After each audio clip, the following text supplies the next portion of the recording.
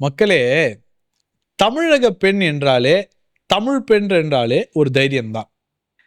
இன்னைக்கு வேற ஒரு விஷயம். நம்ம 3 வீடியோவாவே லா அண்ட் ஆர்டர் விஷயத்த பத்தி பார்த்துக்கிட்டே இருந்தோம். இன்னைக்கு வேற ஒரு விஷயம். யாரு லா அண்ட் ஆர்டர காப்பாத்தணும்? போலீஸ் தான் காப்பாத்தணும். அந்த போலீஸே என்ன பண்ணியிருக்காங்க, குடி போதையில் எப்படி?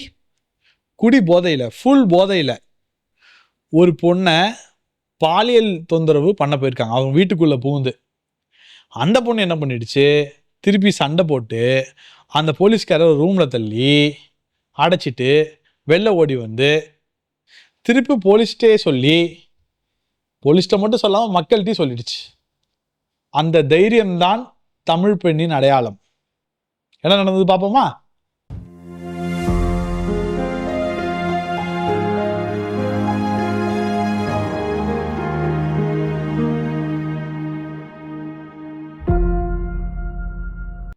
சென்னை ராயப்பேட்டா ஒன்றும் அவுட்ஸ்கர்ட்ஸில் இல்லைங்க, சென்னைக்கு சிட்டி. சென்னையோட ஹார்ட் ஆஃப் த சிட்டி தான் ராயப்பேட்டா. ராயப்பேட்டா எங்கே இருக்குன்னு நம்ம உங்களுக்கு கரெக்டாக சொல்லணும் அப்படின்னா, எக்ஸ்பிரஸ் அவென்யூ மால் இருக்கிற ஏரியா தான் ராயப்பேட்டா. சிட்டி சென்டர், உழைக்கும் வர்க்கம், பணக்கார வர்க்கம் எல்லாரும் வாழற இடம் அது சென்னை ராயப்பேட்டா. கரெக்ட். இந்த சென்னை ராயப்பேட்டால மக்களை காப்பாற்ற வேண்டிய ஒரு போலீஸ்கார் என்ன பண்ணியிருக்காரு, குடி போதையில ஒரு வீட்டுக்குள்ள பூந்து தனியா இருக்கிற பெண்ணிடம் அட்டகாசம் செய்யலாம் என்ற எண்ணத்துடன் வீட்டுக்குள் சென்றார். இந்த போலீஸ் யூனிஃபார்மை போடுறது நிறைய பேருக்கு தவம். அந்த யூனிஃபார்மை போட்டா அவனுக்கு ஒரு தைரியம் வரும். அந்த தைரியத்தை பார்த்து மக்களுக்கு நம்பிக்கை வரும். ஆனா இங்க இப்படிப்பட்ட போலீஸ்கார் இருந்தா என்ன நடக்கும்? He is a black mark for the total police society. இந்த விஷயம் அட்டெம்ப்ட் பண்ணும்போது அந்த பொண்ணு சரண்டர் ஆகல. தைரியமா அந்த பொண்ணு ஃபைட் பண்ணிருக்கு. அந்த ஆளோட தைரியமா ஃபைட் பண்ணி ரொம்ப பிரசன்ஸ் ஆஃப் மைண்டை யூஸ் பண்ணி அந்த ஆளை ரூம்குள்ள தள்ளி விட்டு அந்த ரூமோட கேட்டை க்ளோஸ் பண்ணிட்டு ஹெல்ப்புக்கு கால் பண்ணி அந்த இடத்துல தைரியமா செயல்பட்டுருக்கு அந்த பொண்ணு. அந்த பொண்ணுக்கு ராயல் சல்யூட்.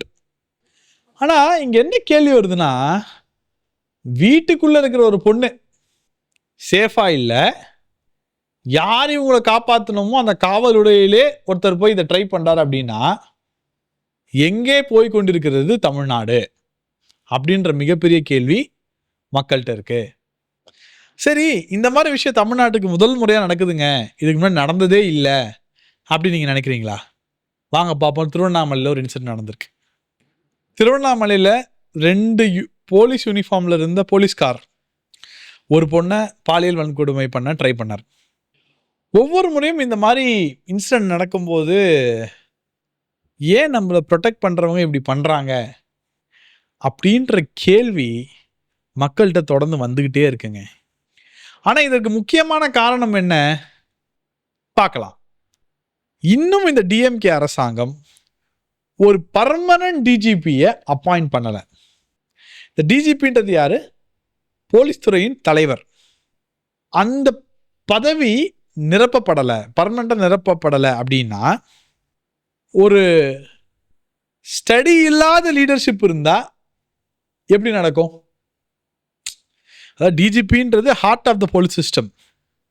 அந்த போலீஸ் சிஸ்டமே இந்த அரசாங்கம் ஏன் அப்பாயிண்ட் பண்ணாம இருக்காங்க அப்படின்ற கேள்வி மக்கள்கிட்ட ஆங்காங்கே வருது. லீடர்ஷிப் இல்லைன்னா உங்களுக்கு டிசிப்ளின் இருக்காது, அக்கௌண்டபிலிட்டி இருக்காது, சிஸ்டம் ஓவரால் ஃபங்க்ஷனிங்கில் ஒரு ஸ்டெபிலிட்டி இருக்காது. இது ஒரு சிஸ்டம் ஃபெயிலியர் தானே நடந்தது. இப்போ டிஎம்கே என்ன சொல்லும்? பெண்கள் பாதுகாப்பில் நாங்கள் தான் ஃபர்ஸ்ட். ஆனால் இன்னொரு பக்கம் ரியாலிட்டி என்ன? இப்போ நம்ம லாஸ்ட் ஒரு 3 டேஸாகவே நிறைய பேசிகிட்டு இருக்கோம்ல, ஏதோ ஒரு இடத்துல லாப்ஸ் இருக்கிற மாதிரியே இருக்குல்ல, ரைட்? ஏதோ ஒரு இடத்துல கேப் இருந்துக்கிட்டே இருக்குல்ல. என்ன காரணம்? என்ன நடக்குது? இவ்வளோ ஸ்டேஜில் பேசுகிறாங்க. ஒரு பொண்ணு வீட்டில் இருக்கா, அந்த வீட்டுக்குள்ளே அத்துமீறி நுழைஞ்சு ஒரு போலீஸ்காரரை இந்த மாதிரி பண்ண முடியும்னா இந்த லா அண்ட் ஆர்டர் எங்கே போகுது? ஆர் அந்த போலீஸ்காரர் கூட நல்லவராக தான் இருப்பார், சொல்ல முடியாது. ஆனால் அவர் அருந்திருந்த மது, அவள் இப்படி இழுத்துட்டு போயிருக்கா? கனிமொழி அக்கா என்ன சொன்னாங்க? திமுக ஆட்சியில் மது விலக்கு ஏற்படும்ன்றாங்களே, இன்னைக்கு அதே மதுனால எவ்வளோ பிரச்சனை வருது? இப்போ யார் இது பொறுப்பு ஏற்றுக்கணும் அதுக்கு அப்படின்ற கேள்வியும் இருக்கு. இங்க பாருங்க, 2 விஷயம். ஒரு பர்மனன்ட் டிஜிபி போடாதனால டோட்டல் ஸ்ட்ரக்சரில் ஒரு இன்ஸ்டெபிலிட்டி இருக்குன்ற கேள்வி மக்கள்கிட்ட வருது. இன்னொரு பக்கம் யூனிஃபார்ம் போட்ட போலீஸ் எங்களை பாதுகாக்கணும், ஆனால் களத்தில் நடப்பது என்ன? முதல்ல அந்த பொண்ணுக்கு இந்த நிகழ்ச்சியில் ஒரு சல்யூட் பண்ணணும். அதை நம்ம ஆல்ரெடி பண்ணிட்டோம். ஆனால் இதோட உல்டா ஸ்டோரி ஒன்று இருக்கு. என்னன்னா, திமுக ஆட்சிக்கு வந்த உடனே ஒரு திமுக கூட்டம், அதில் இருந்த பெண் காவலர்களை திமுக நபர்கள் சீண்டினார்கள்ன்ற ஒரு மெசேஜ் நமக்கு வந்தது. எல்லாருக்கும் தெரியும், நியூஸ்லாம் போடப்பட்டது. அதுக்கப்புறம் ஞானசேகரன், ரமேஷ், இந்த மாதிரி பல பேர்கள் வந்துக்கிட்டே இருக்கு.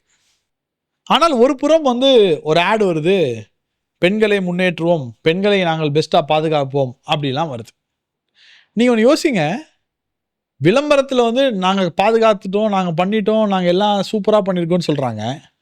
களத்தில் அது இல்லைன்னா மக்கள்கிட்ட அது எப்படி ரிஃப்ளெக்ட் ஆகும்? பொறுத்திருந்து பார்ப்போம். நன்றி, வணக்கம்.